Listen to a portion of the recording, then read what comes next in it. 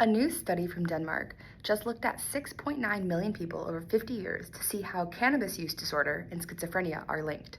This study isn't just about using cannabis, it's about cannabis use disorder, a medical diagnosis describing cannabis use that has become problematic, interfering with daily life. This is different from someone who occasionally smokes weed.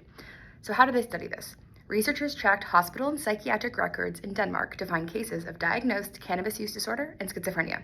Then they used statistical models to estimate the percentage of schizophrenia cases linked to the disorder.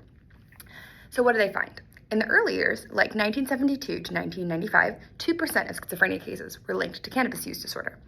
By 2010 to 2021, that number tripled to 6%, an effect that was even higher for young men, 21 to 30 years old, where this incidence jumped from 4% to 15% of schizophrenia cases linked to cannabis use disorder.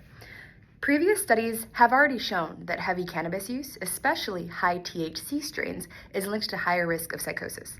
So this study suggests that cannabis use disorder's role in schizophrenia cases is actually increasing over time, potentially due to stronger cannabis and more widespread use.